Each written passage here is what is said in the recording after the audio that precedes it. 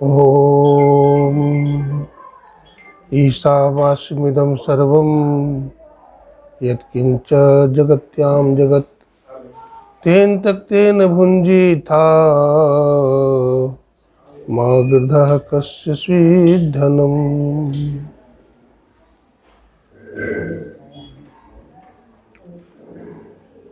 ये चेद वेदी दत्त सत्यमस्ति न चेदिहा वेदी न महती विनष्टि। भूतेषु भूतेषु विचित्रधीरा प्रत्याशमात् लोकादमृता भवन्ति।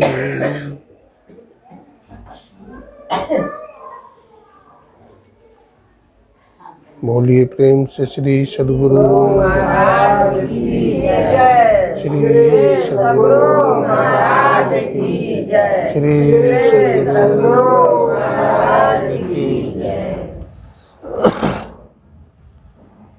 अव्यक्त रूप में अनंत श्री विभूषित परमाराध्य ब्रह्मलीन गुरुदेव के त्रैलोक पावन पाद पद्मों में कोटि कोटि नमन।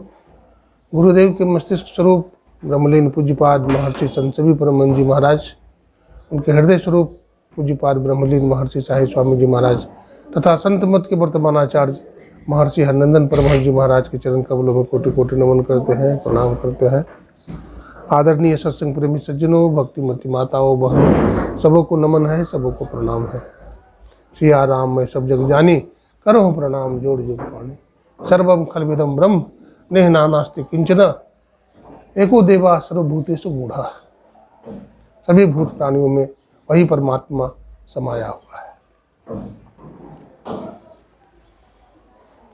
ईश्वर सर्वव्यापक और सर्वव्यापकता के भी परे है।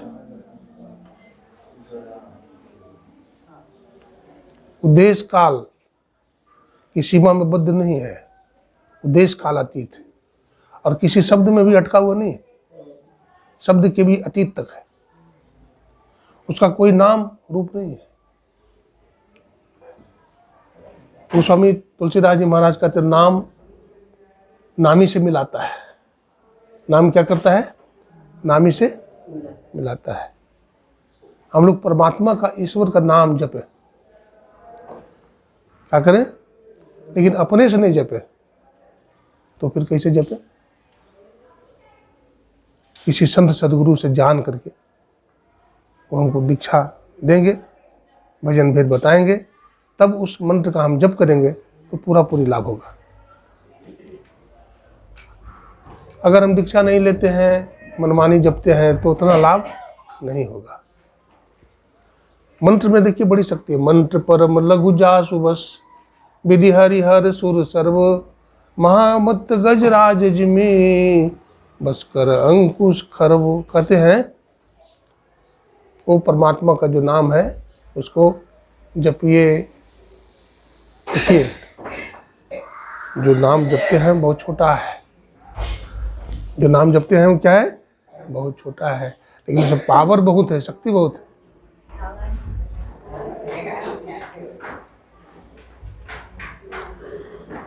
अगर उसको जपेंगे तो होगा क्या भाई? तो कहते विधि हरि हर सुर सर्व।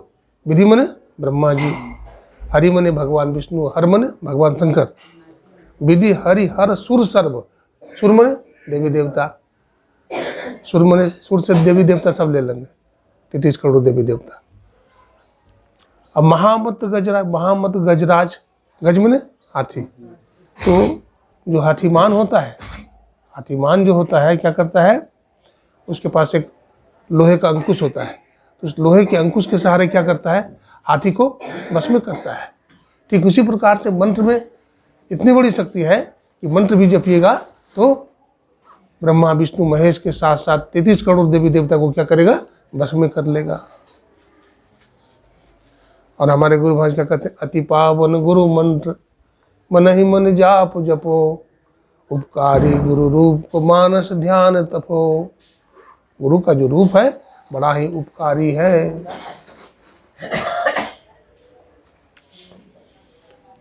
मंत्र तो उपकारी है, लेकिन रूप भी ज़्यादा उपकारी है। कोई कहेगा बाबा देवी देवता का रूप उपकारी नहीं होता है। जो हम लोग मूर्ति पूजा करते हैं, देवी देवता बनाते हैं, तो क्या उसका रूप उपकारी नहीं होता है। देखिए कहते हैं गुरु महाराज, मातहु से अधिक छो करे गुरु, पितहु से अधिक भलाई हो। एक माता होती है, एक पिता होते हैं, तो माता पिता अपने पुत्र को प्यार करते हैं ना? करते हैं।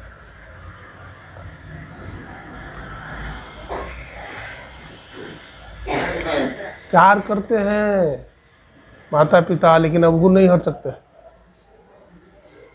देवी देवता भी प्यार करते हैं अपने भक्त को, लेकिन अवगुण नहीं हट सकते हैं। आप काली मैया की पूजा करिए, दुर्गा मैया की पूजा करिए, भगवान राम की पूजा करिए, ठीक है, आपको आशीर्वाद मिलेगा, लेकिन अवगुण नहीं हरेंगे।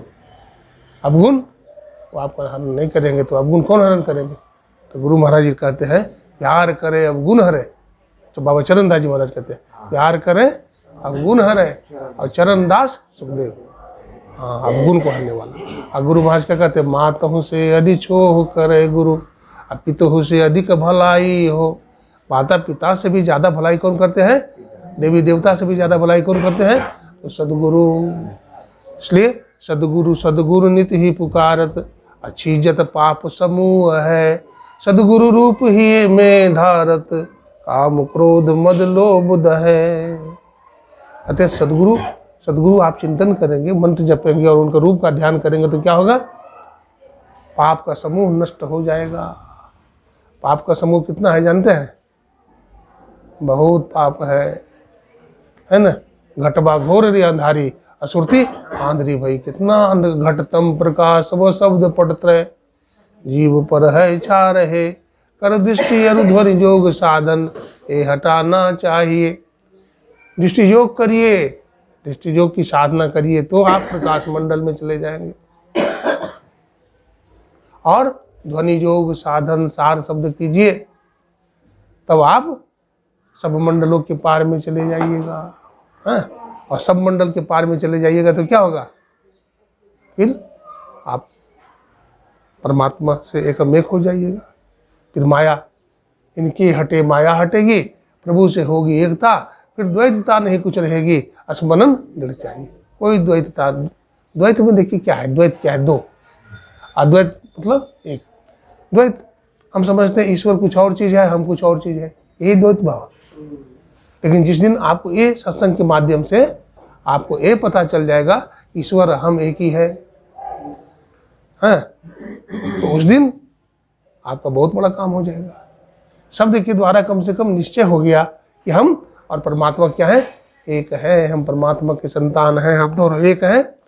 हम लोग प्रार्थना भी करते, तुम हम दुई मिटा कर एक ही बना दो, करते हैं ना? हे प्रेम रूपी सदगुरु प्रेमी मुझे बना दो, है ना? कहते हैं ना, हे प्रभु हमको प्रेमी बना दीजिए, द्वैत को मिटा दीजिए। देखिए हमारा वेदांत में लिखा है, द्वैतो भयम भवति। द्वैत में क्या होता है? भय होता है, यानी डर लगता है द्वैत में। हाँ देखिए, मान लीजिए कमरा में है, आपकी तबीयत ठीक नहीं लग रही है, दो आदमी बैठा हुआ है, तो आपको लगेगा कि पता नहीं अजनबी आदमी कौन बैठा है, कब निकले, नहीं मैं एकांत में हो जाऊँ, लगता है ना? तो द्वैत में भय है। लेकिन अद्वैत में आप अकेले हैं तो किसको हटाइएगा? अपने को तो नहीं हटाइएगा। अपने से तो सब प्रेम करते हैं।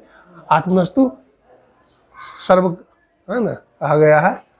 अपनी आत्मा के लिए सबको प्रेम करते हैं। आत्मनस्तु कामाय सर्वम प्रियो भवति। अपनी आत्मा के लिए सब प्रेम करता है, अपनी आत्मा से प्रेम करता है। तो ये अद्वैतवाद है, ये आचार्य शंकर का सिद्धांत है, अद्वैतवाद। वो ईश्वर क्या है? अद्वैत है, एक है। तो उसको जानिए। तो ईश्वर को जानने में बहुत सारे बाधा है, अभी सुन रहे थे। तो ईश्वर के पास कैसे जाएंगे हम? एक उदाहरण आपको हम देते हैं। एक महात्मा जी थे, ठीक है, वो जंगल में तपस्या करते थे, ध्यान भजन करते थे महात्मा जी। जंगल में कोई शिकारी आ गया, है ना। शिकारी के हाथ में धनुष बाण है। देखा एक हिरण है, ठीक है ना, तो हिरण का पीछा किया, वो बाण का प्रहार किया, तो बाण हिरण के पीठ में लग गई, धस गई बाण। और हिरण बेचारी के शरीर से खून निकलता जा रहा है, हिरण भागा जा रहा है, और शिकारी उसके पीछे पीछे दौड़ा जा रहा है। लेकिन मरता हुआ आदमी क्या नहीं करता, नहीं बोलते मरता क्या नहीं करता। तो जो हिरन को बाण लगा, बड़ी तेजी से जान बचाने के लिए दौड़ी। महात्मा जी की कुटिया थी, महात्मा जी भजन कर रहे थे। तो महात्मा जी से पूछा, बाबा इधर से कोई हिरन गुजरा है?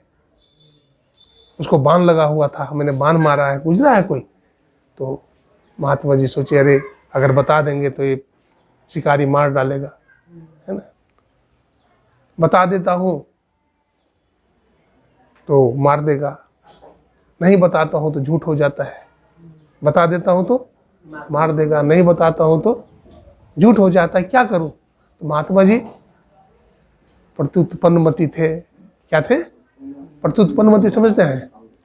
कोई क्वेश्चन करे और तुरंत उसका जवाब दे दे, उसको बोलते हैं प्रत्युत्पन्नमति, है ना। तो महात्मा जी क्या थे? प्रत्युत्पन्नमति थे। तुरंत प्रभु की कृपा से उसका दिमाग में बात आ गया, है ना, कि भाई देखो देखो भाई शिकारी, जो देखा है वो बोलेगा नहीं, जो देखा है वो बोलेगा नहीं, और जो बोलेगा वो देखा नहीं है। महात्मा जी युक्ति से काम लिया, है कि झूठ तो नहीं बोलना चाहिए, लेकिन किसी को बचाने के लिए झूठ भी बोला जा सकता है ना। प्राण रक्षा अगर हो जाए तो झूठ भी बोला जा सकता है। तो महात्मा जी ने कहा, देखो भाई, जो देखा है वो बोलेगा नहीं, और जो बोलेगा वो देखा नहीं। आंख ने देखा है तो बोलेगा नहीं, और बोलेगा कौन? मुंह बोलेगा, तो मुंह ने देखा ही नहीं है। तो बात भी सही हो गई, है ना। तो वो वहां से चला गया। तो वो जो आत्मा है, जिसको आत्मा की सत्ता बोलते हैं, जिसको अद्वैत बात बोलते हैं, तो आत्मा को हम जानने के लिए क्या उपाय करना चाहिए? आत्मा को जानने के लिए सबसे पहले हमें श्रवण करना चाहिए। क्या करना चाहिए? श्रवण। उसके बाद मनन करना चाहिए। सत्संग में आए हैं ना, श्रवण करने के लिए आए हैं। और श्रवण अगर हम नहीं करते हैं, है ना, हम श्रवण नहीं करते हैं तो समझिए हमारा मनन भी नहीं होगा। इसलिए बहुत सावधानी के साथ सत्संग की बात को सुनना चाहिए। ये पहली कसौटी। दूसरी बात है, सुनी हुई बात का मनन कीजिए। आप क्या कहा गया सत्संग में, है ना, हमें बढ़िया से उसका मनन करना चाहिए, मंथन करना चाहिए, फिर उसका निधिध्यासन करना चाहिए, उसको अपने जीवन में उतारना चाहिए। ध्यान, ध्यान क्या ध्यान? तो ध्यान ध्याता ध्येय जो एक हो जाता। ध्यान ध्याता ध्येय, जाप और जापक। हम मंत्र जपते हैं, है ना, मंत्र जपते हैं, वो जप हुआ, और जापक कौन है? इष्ट अपने, है ना, वो जापक है। तो दोनों एक हो जाए, इसलिए मंत्र जपते समय में एक ख्याल रखना चाहिए पूरी सतर्कता के साथ कि हम जिनको जप रहे हैं, है ना, हम जिनको जप रहे हैं और हम दोनों एक हो जाए। हम दोनों क्या हो जाए? एक हो जाए। फिर अनुभव ज्ञान हो जाता है। निधिध्यासन ज्ञान के बाद क्या होता है? अनुभव ज्ञान हो जाता है। और अनुभव ज्ञान पूर्ण ज्ञान है। अनुभव ज्ञान क्या है? समझा में ही लखा नमूना, अब बात कहे सतहित की, है ना, वो अनुभव ज्ञान हो गया। फिर अनुभव ज्ञान भगवान शंकर को हो गया था। अनुभव ज्ञान भगवान शंकर, इसलिए भगवान शिव ने क्या कहा? उमा कहो मैं अनुभव अपना, सत हरि भजन जगत सब सपना। हे पार्वती, ये संसार स्वप्न के समान झूठा है, और सत हरि भजन, भगवान का भजन सच्चा है।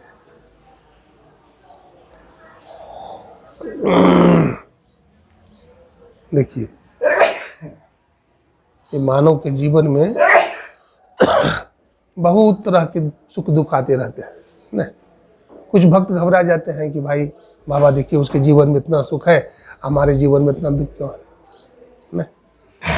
पांडव ही भगवान के भक्त थे, उसके जीवन में आप देख सकते हैं। पांडव 5 भाई थे और भगवान साथ में थे, तभी पांडवों को दुख नहीं आया क्या? बहुत दुख आ गया पांडव को। कौरव था, दुख का वर्णन नहीं है, कितना दुख आया। मतलब कुरुक्षेत्र के मैदान में खून की धारा बह गई, खून की धारा भाई नदी बह गई, कितने लोग मारे गए। तो कर्म आया है ना, कर्म ने पीछा किया, कर्म हम लोगों को पीछा कर रहा है। कर्म गति तारे नाही टरी, मुनि वशिष्ठ से पंडित ज्ञानी, शोध के लगन धरी, सीता हरण मरण दशरथ को, मन में विपत्ति पड़ी। मन में विपत्ति पड़ गई थी। भगवान राम 14 वर्ष के लिए वनवास में गए हैं और तपस्या कर रहे हैं, सत्संग कर रहे हैं, भगवान कंदमूल फल खा रहे हैं, लेकिन फिर भी भगवान के जीवन में दुख है। माता जानकी का हरण हो गया, भगवान ढूंढ रहे थे जानकी मैया को, और फिर युद्ध हुआ, और युद्ध में फिर लक्ष्मण जी को शक्तिवान लग गई, है ना। दुख पर दुख है कि नहीं, दुख पर दुख है। तो किसी के जीवन में सुख आ जाता है, किसी के जीवन में दुख आ जाता है। ये कैसे आता है? अपने ही प्रारब्ध के कारण सुख और अपने ही प्रारब्ध के कारण दुख आ जाता है। इसलिए कर्म हमें कैसा करना चाहिए? अच्छा करना चाहिए, शुभ करना चाहिए। कर्म जो है ना 3 तरह का होता है। एक संचित कर्म होता है, दूसरा क्रियमान होता है, और तीसरा प्रारब्ध होता है। अभी हम लोग जो कर्म करते हैं या कर रहे हैं उसको बोलते हैं क्रियमान कर्म। तो क्रियमान कर्म में कुछ अच्छा भी करते हैं और कुछ गलत भी कर्म कर लेते हैं, है ना। तो जो अच्छा कर्म करते हैं एक टोकरी में जमा होता है, और जो बुरा कर्म करते हैं दूसरा टोकरी में जमा होता है, क्रियमान कर्म में से। क्रियमान में ही से जो जमा हो रहा है ना, तो उसको संचित बोलते हैं। संचित में भी जो पुराना कर्म होता है उसको प्रारब्ध बोल देते हैं। जो पुराना होता है उसको क्या बोलते हैं? प्रारब्ध। तो जो पुराना कर्म है वो प्रारब्ध कहलाता है ना।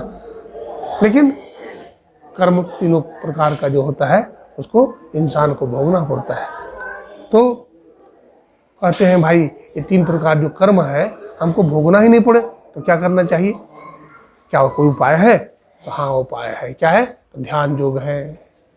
उपनिषदकार ने कहा यदि शैल समम पापम विस्तीर्णम बहुयोजनम कदे विद्यते ध्यान योगे ना नान्यो भेद कदाचन। यदि पहाड़ के समान भी पाप का ढेर हो तो ध्यान करने से वो नष्ट हो जाता है। इसके समान पापों को नष्ट करने वाला कभी भी कुछ नहीं हुआ है। इसके लिए ध्यान योग है, ध्यान कीजिए।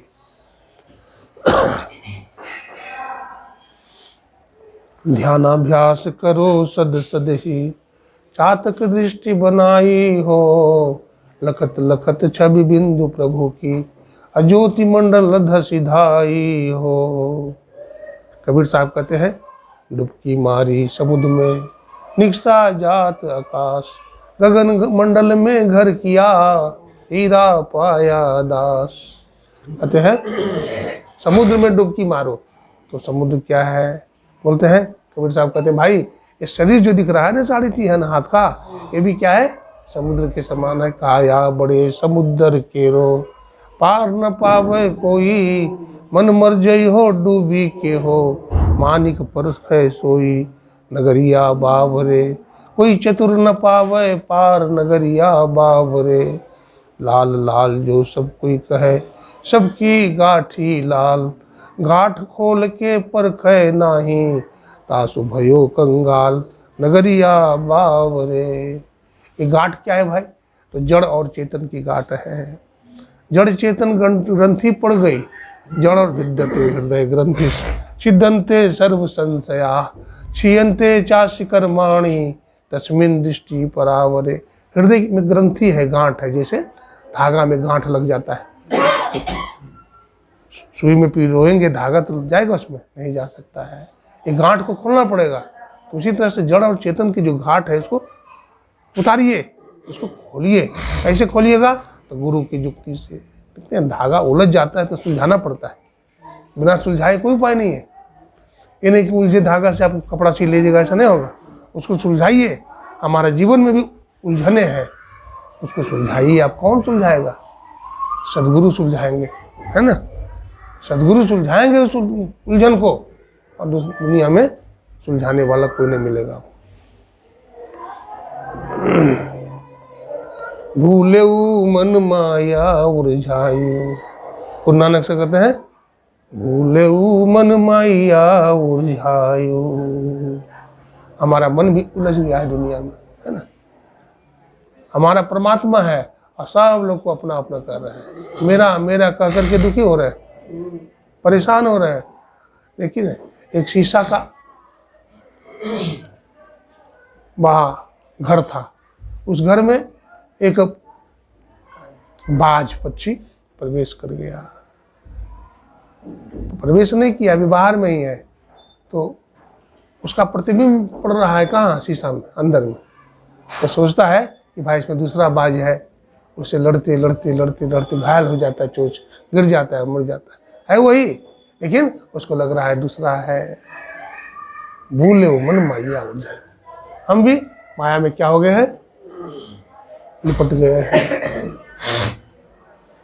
कैसे खुलेंगे इसके लिए, जब अद्वैत का ज्ञान हो जाएगा, है ना। हम अपनी छाया माया, इस छाया को देख करके दौड़ रहे हैं, इस छाया को देख करके दौड़िए नहीं, छाया को देख करके दौड़िएगा। आप देखते हैं रेगिस्तान में ऊंट जो है प्रकाश का परावर्तन होता है और सोचता वहाँ पानी है, वहाँ दौड़ता है, वहाँ जाता है तो देखते पानी नहीं है भाई, फिर आगे फिर प्रकाश का परावर्तन होता है, फिर जाता है, फिर वहाँ दौड़ता है, देखते वहाँ पानी भी नहीं है, और अंत में गिर करके मर जाता है, प्राण गंवा देता है। हम लोग भी इसी तरह से मृग मरीचिका में दौड़ रहे हैं। संत महात्मा कहते हैं दौड़ो मत रुक जाओ, दौड़ो मत ठहर जाओ। कहाँ ठहरो, तो धर्म में ठहर जाओ, सत्संग करो, ध्यान करो, संत सतगुरु से दीक्षा लेकर के साधन भजन करो। साधन भजन करते करते करते करते बिंदु ध्यान नाद ध्यान के बाद आपको टकराव हो जाएगा निशब्द में।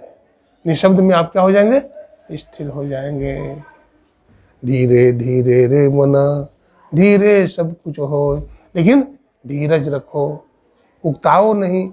धीरज रखो, धीरज धरे सो उतरे पा। धीरज रखो, दुख है जीवन में, परेशानी है, झंझट है, ये सब धीरे धीरे धीरे धीरे क्या होगा, समाप्त हो जाएगा। तो मैं कह रहा था पांचों पांडव के जीवन में भी बड़ा दुख आया, नहीं आया? भगवान श्री राम के जीवन में बड़ा दुख आ गया। जो भक्त लोग सत्संग भजन करते हैं उनके जीवन में भी दुख आ जाता है ना, आ जाता है, पता नहीं चलता है, लेकिन प्रारब्ध सामने में आ ही जाता है। देखिए पुराने समय की बात है, एक ब्राह्मण देवता थे, ठीक है। तो ब्राह्मण देवता को दो बेटा, ब्राह्मण देवता कुछ अस्वस्थ हो गए, और अस्वस्थ हो गए तो हॉस्पिटल में भर्ती होना पड़ा, और शरीर उनका छूट गया। पढ़ाई बनारस भेज दी पढ़ने के लिए, ज्योतिष विद्या पढ़े आई, है ना। ज्योतिष विद्या पढ़ लिया, और ज्योतिष विद्या पढ़ने के बाद उसको दुनिया में पूछताछ होने लगी। और पुराना समय था तो उसमें चांदी के सिक्के चलते थे, तो उन्होंने बहुत सिक्का इकट्ठा कर लिया, 10 बोरे चांदी का सिक्का इकट्ठा कर लिया। तो सोचा पिताजी तो नहीं रहे, माताजी घर में है, कैसे होगी, देख रेख करना चाहिए। दोनों भाई चल दिया। अब दोनों देखिए, केवल पैसा कमाने से नहीं होगा, पैसा कमाने से बुद्धि खराब हो जाएगी। लोग समझता है ना कि बहुत पैसा कमा लेंगे तो सुखी हो जाएंगे, नहीं, यानी तुम्हारी बुद्धि खराब हो जाएगी। वो पैसा ही तुमको ले जाएगा, पैसा ही तुमको ऊपर लेकर चला जाएगा, तो बुद्धि उसकी खराब होगी दोनों भाई का। अब अपना भाई है, बताइए ना, तो सारा 10 कट्टा चांदी का सिक्का लाया नदी के किनारे मजदूरों से ढुलवा करके। अब नाविक से कहा कि भाई अब देखो इसको इस पर ला दो, तो चढ़ाया। जब चढ़ा दिया तो बड़ा भाई कहता है देखो भैया हमको भूख लग गई है। बड़ा भाई क्या बोलता है, हमको भूख लग गई है, तो भैया जाओ भोजन कर लो, तुम जाओ बाजार जाओ होटल में। बोला हाँ हम तो भोजन कर लेंगे और तुम्हारे लिए लेते आएंगे। बोला ठीक है मैं यहाँ बैठता हूँ, जाओ। चला गया बड़ा भाई चला गया होटल में, खाया, मिष्ठान खरीदा और छोटा भाई के लिए ले लिया। उसके मन में बात आ गई कि 10 कट्टा चांदी का सिक्का है, 5-5 बढ़ जाएगा। अगर अपना छोटा भाई को मार देते हैं तो सारा मेरा ही हो जाएगा। हाँ, मार देते हैं तो क्या होगा, सारा मेरा हो जाएगा। तो उन्होंने क्या किया, विष मिला दिया। छोटा भाई के पास ले आया, छोटा भाई को भी भूख लगी थी, वो भी खा लिया।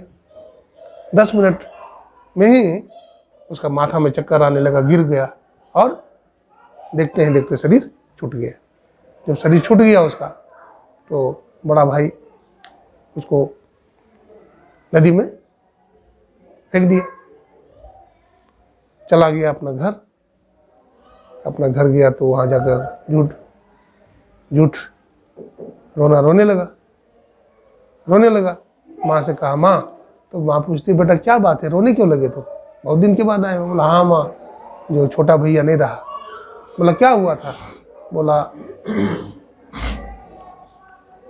रास्ते में तबीयत खराब हो गई और शरीर शांत हो गया, उसको मैंने नदी में परवाह कर दिया। तो अच्छा बेटा कोई बात नहीं है, अब तो जो होना था सो हो गया, अब रोते क्यों हो? अब तो हमारे भाग्य में नहीं था तो चला गया, जितना दिन रहना था रहा। बोलते हैं ना, जब लगी जीवे माता रोवे, बहन रोवे 10 मासा। अरे माता तो जब तक जीवन रहती तब तक रोते रहे बेचारे। 1 साल जब बीत गया तो बड़ा बेटा बहुत पैसा कमा के लाया है, तो सोचा कि मकान बना दे। आलीशान बिल्डिंग बनाया, मकान बन करके तैयार हो गया। अब उसकी शादी कर दिया, बड़ा बेटा की शादी हो गई। तो 4 साल के बाद संतान की प्राप्ति हुई और बहुत बड़ा कारोबार कर लिया, कारखाना खोल लिया, उसका कारोबार चलने लगा। तो पैसा भी बहुत आ गए उसके पास। अब उसका बेटा जो हुआ बड़ा हो गया, तो उसके पिताजी ने उसको विदेश भेजा पढ़ने के लिए, अमेरिका में पढ़ता है बच्चा, बहुत होशियार हो गया। करीब बच्चा हो गया 10 साल का। तो एक बार बच्चा बीमार हो गया, तो वहाँ से टेलीग्राम आया कि देखिए तुम्हारा बच्चा बीमार हो गया, कम सुन, जल्दी आओ, है ना। तो बाप गया वहाँ देखने के लिए। तो हॉस्पिटल में गया, बेड पर पड़ा हुआ था, अचेत पड़ा हुआ था। बोला कि आप अपने बच्चा को ले जाइए इंडिया, यहाँ ठीक नहीं होगा, पैसा भी खर्च हो जाएगा, सब ठीक होने वाला ही नहीं है, इसकी मौत है। ले आया अपने बेटा को ले आया इंडिया, और वही बेड पर पड़ा रहता था, बोलता चालता नहीं था। वही जूस वगैरह वही नली के द्वारा दिया जाता था, उसी से जिंदा था। तो एक दिन की बात है कि बाप कुछ कर रहा था, बाप कुछ काम में लगा हुआ था और बच्चा उठ करके बैठ गया। बच्चा बोलता है पिताजी पिताजी। पिताजी बड़ा खुश हुआ कि लगता है बेटा ठीक हो गया, आज तो उठ के बैठ गया, बोलता भी है पिताजी पिताजी। हाँ बेटा बोलो। बोला आप हमको पहचानते हैं? बोला बेटा क्यों नहीं पहचानेंगे? बोला नहीं हमको बढ़िया से पहचानिए, आप हमको आप पहचानते हैं? बोला हाँ बेटा क्यों नहीं पहचानेंगे, तो हमारा बेटा है। नहीं मैं आपका बेटा नहीं हूँ, मैं आपका भाई हूँ। क्या बोला? मैं आपका भाई हूँ। हम दोनों कमाने के लिए गए थे ना काशी, वहाँ बहुत पैसा कमाए थे ना, आपके मन में लोभ हो गया था ना, आपने हमको जहर खिला के मार दिया ना, गंगा जी में फेंक दिया था ना। आपका बेटा के रूप में मैं यहाँ जन्म लिया, आपका बेटा के रूप में मैं जन्म लिया, आपका सब पैसा खर्च करवा दिया ना। अब आपके पास 500 रुपये बच गए हैं ना, इसको हमारे क्रियाकर्म में खर्च कर देना। और लड़का श्री सद्गुरु महाराज की धर्म प्रधान विश्व रचि राखा, जो जस करे सो तस फल चाखा। ऐसा कर्म करेंगे हमको ऐसा फल भोगना पड़ेगा। इसलिए किसी की कमाई पर आप लोभ लालच मत कीजिए। अपना जो मिलता है परिश्रम से उसको अर्जन करना चाहिए, है ना, उसको अर्जन करना चाहिए। भगवान बहुत दे देंगे आपको, है ना।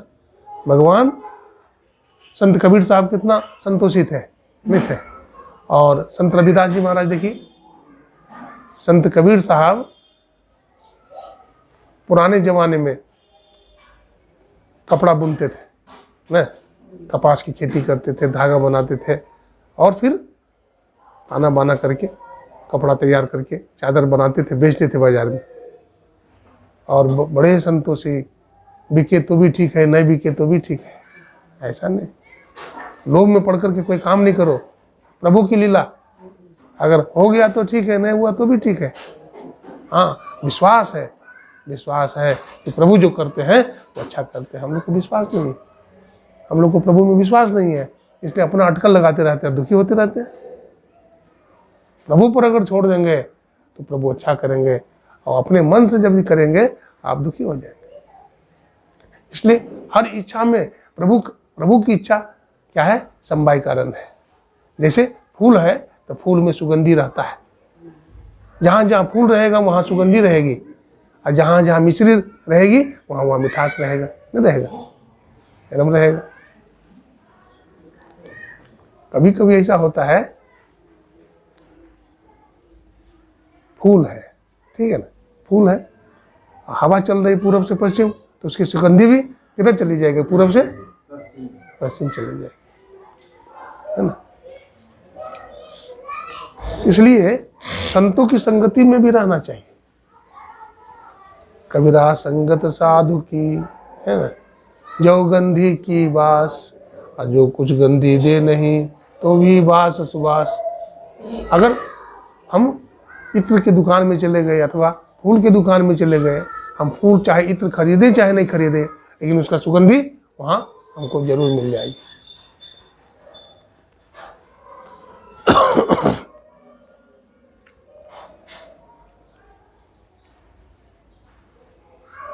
हम अपना जीवन को कैसे बितावें कि हमारा जीवन सुखमय हो जाए। खान पान से जीवन बनता है, और खान पान से सब कुछ बिगड़ जाता है।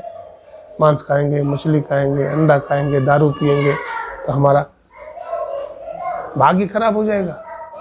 हमारा कर्म खराब पहले होगा, फिर हमारा भाग्य खराब हो जाएगा। इसलिए नशा का सेवन नहीं करिए, मांस मछली का भक्षण नहीं कीजिए, तो अच्छा कर्म करेंगे तो हमारा भाग्य भी अच्छा बन जाएगा। साकट बन करके नहीं रहिए। देखिए, एक साकट सबको डुबा देता है ना। एक लड़की की शादी हुई, सत्संगी घर की लड़की, और वहाँ बोलता है, पहले तो कॉल कर लिया कि ठीक है कोई बात नहीं है, ये नहीं बनाएगी, और फिर बोलता लड़का नहीं बनाना पड़ेगा। अब लड़की बेचारों को बनाना है, बनाती थी, रोती थी, गुरु महाराज से प्रार्थना करती थी, उसका देवर खाता था, सब कोई खाता था। एक दिन की बात है, बहुत दुखी हो गई लड़की, तो स्वप्न में देखता है गुरु महाराज को, स्वप्न में देखती है गुरु महाराज है, और गुरु महाराज कहते बेटी तू बहुत कष्ट उठाई, अब तुम्हारा पति का हृदय बदल जाएगा, तुम्हारा पति का हृदय बदल जाएगा, मांस मछली छोड़ देगा और दीक्षा ले लेगा वो। सही में इधर स्वप्न भंग हुआ और एक सप्ताह भी नहीं लगा, ये घटना घटी और उसका मन बदल गया, मन बदल गया उसका। कुछ दिनों के बाद उन्होंने भी दीक्षा ले लिया। एक पापी डूबता है नावले मझधार में। परिवार में अगर एक कोई गलत आदमी हो गया तो सबको डुबा देता है, और परिवार में एक अच्छा आदमी होता है तो सबको क्या करता है, अच्छा बना देता है, निर्मल बना देता है। इसलिए अच्छाई हम में आवे, इसके लिए आप सत्संग को पकड़िए, सदगुरु को पकड़िए, ध्यान को पकड़िए, बुरा कर्म मत करिए, किसी का निंदा चुगली मत करिए, हाँ? अगर हो सके तो किसी का भला करिए, बुरा किसी का मत करिए। महर्षि संजीवी जी महाराज कहते थे, कर भला हो वै भला, करके भलाई देख ले, कर बुरा हो वह बुरा, और करके बुराई देख ले। हम भला करेंगे तो हमारा क्या होगा? भला होगा। हम बुरा करेंगे तो हमारा भी क्या होगा? हमारा भी बुरा हो जाएगा। इसलिए हम सदा अच्छा करें, हम सदा अच्छा करें। देखिए, इस संसार में हम लोग अनुभव करते हैं कि हम लोग बंधे हुए हैं कहीं नहीं, किसी बंधे हुए हैं कहीं नहीं, बंधे हुए हैं मकान से, दुकान से, परिवार से, बेटा से, बेटी से, लगता है कहीं बंधन में है नहीं। भगवान बुद्ध कहते थे, भगवान बुद्ध तो राजकुमार थे ना, राजा थे, कोई कमी नहीं थी, नौकर चाकर हजार, लेकिन उनको लगता था कि हम बंधे हुए हैं, हम आजाद नहीं हैं। एक दिन सत्संग में गए भगवान बुद्ध और आजाद हो गए। एक दिन सत्संग में गए और आजाद हो गए। भगवान बुद्ध ने कहा जो बंधन है उसको हम तोड़ देंगे, जो बंधन है उसको क्या करेंगे? तोड़ देंगे। और उन्होंने क्या किया? योजना बना लिया। आप तो कथा जानते हैं, बूढ़ा को देखा, रोगी को देखा और मुर्दा को देखा और वैराग्य हो गए। वैराग्य हुआ ना? तो मोह को तोड़े, उन्होंने जंगल में गए, साधना किया और मोक्ष की प्राप्ति किया। हम लोग संसार में बंधे हुए हैं। बंधे तू गाढ़े बंधन नाल, पहला बंधन पड़ा देह का, दूसर बंधन तेरी आजान, तीसर बंधन पुत्र विचारो, चौथा बंधन नाती मान। और नाती के कहे नाती भे गए तब तो कहो कौन ठिकान भाई। चौलड़ पचलड़ सतलड़ रस्सी बांध लियो सब बहु विदितान, और कैसे छूबटन हो तुम्हारो, गहरो कोटे बने निदान। तो हम लोग बंधन में जो बंधे हुए हैं कैसे खोलेंगे? गोस्वामी तुलसीदास जी का नाम सुने हैं?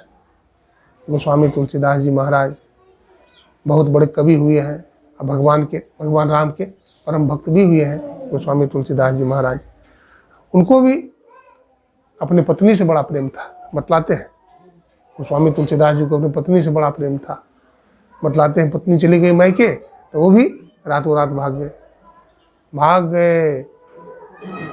नौका नहीं थी, मूसलाधार बारिश हो रही है, भादों का महीना है, और मुर्दा जो बह रहा था उसी को नाव समझ लिया, उसी पर चढ़ करके पार। बदबू आ रही है लेकिन बैठ गए, उसी पर चल दिए पार। वहाँ पहुँच जाते हैं उस किनारे में, तो वहाँ से चल देते हैं, अपना ससुराल जाते हैं, देखते हैं सब सोया हुआ है ना। तो कैसे खिड़की खुली हुई देखा, तो क्या किया? देखा एक रस्सी लटका हुआ है, और रस्सी सांप था। क्या था? रस्सी सांप था। उसी को पकड़ लिया, अब पकड़ करके चढ़ गए, है ना, पकड़ के चढ़ गए, खिड़की के अंदर चले गए। उनकी धर्मपत्नी सोई हुई थी, रत्नावली, जाके जगाया। तो कहा महाराज आप कैसे आ गए? बोला ये खिड़की से आ गया, ये रस्सी लटका हुआ इसके सहारे आ गया। तो देखती है टार्च जला की तरह, ये तो सांप, लेकिन सांप को पकड़ के अंदर चला गया। वो बोलती है कि महाराज धिक्कार है आपको, आप जितना ये हाड़ मांस के शरीर से प्रेम करते हैं उतना प्रेम अगर राम से करेंगे आपका कल्याण हो जाएगा। अब देखिए तुलसीदास जी महाराज तुलसिया से तुलसीदास बन गए। ऐसा झटका लगा, ऐसा मुड़े कि कभी सामने नहीं आए। फिर पूरा जो ज्ञान की प्राप्ति हो गई तुलसीदास जी महाराज को, है ना, तब जो है फिर मिले। तो वैराग्य हो जाएगा। भक्तिवती मीराबाई को वैराग्य हो गया, सहजोबाई को वैराग्य हो गया, कबीर साहब, गुरु नानक साहब, भगवान बुद्ध, महावीर, सबको वैराग्य हो गया। और वैराग्य से फिर भजन हो गया, है ना। ये संसार बन है। संसार क्या है? बन है। इसको काटना बड़ी कठिन है। गीता में भगवान श्री कृष्ण कहते हैं, हे अर्जुन ये संसार वन है, जंगल है, इसको काटने के लिए कुल्हाड़ी चाहिए। भगवान कहते हैं असंगेन शस्त्रेण दृढ़ेन चित्वा, असंगता रूपी, हे पार्थ असंगता रूपी शस्त्र के द्वारा इतने गुणात्मक जो प्रकृति है, जो मोटी मोटी जड़ें हैं, इसको काट दो, है ना। इसको क्या करो? काटो। तेज कुल्हाड़ी से जंगल काटा जा सकता है नहीं? भूतर कुल्हाड़ी से कटेगा? नहीं कटेगा। तेज कुल्हाड़ी चाहिए। वैराग्य अगर अंदर में है सबको काटते हुए चले जाएंगे आप, हाँ, तो ये वैराग्य पे तलवार चाहिए, इसके लिए भजन करना चाहिए, है ना, साधन करना चाहिए। आज हम सत्संग करने के लिए आदरणीय की नाम है अमर बाबू और श्रीमती नीलम माता जी, इनके घर में सत्संग करने के लिए आए हैं। हम गुरु महाराज से प्रार्थना करते हैं इनके घर में इसी तरह के सत्संग हो। इनके भैया भी आए हुए हैं, सब हैं, इनके भैया भाभी सब पूरा परिवार आए हुए हैं और सब इसी रास्ता से जुड़े हुए हैं और बहुत सेवा भी करते हैं। ये नीलम माता के यहाँ भी, और अभी तो हरिद्वार भी जाते हैं, है ना। इनका बहुत सुंदर भाव है ना। परमात्मा ने धन संपत्ति तो बहुत नहीं दिया है, लेकिन दिल बहुत बड़ा दिया है, दिल बहुत बड़ा दिया है। इनका दिल इसी प्रकार से बने रहे, भक्ति इसी प्रकार से बनी रहे। मैं गुरु महाराज से इस पूरे परिवार के लिए मंगल कामना करता हूँ। जितने भी सत्संगी भाई माता बहनें आए हैं, सबके लिए गुरु महाराज से मंगल कामना करते हैं, है ना। सर्वे भवन्तु सुखिनः, सर्वे सन्तु निरामया, सर्वे भद्राणि पश्यन्तु, माँ कश्चित् दुःखभाग् भवेत्। ओम शांति शांति।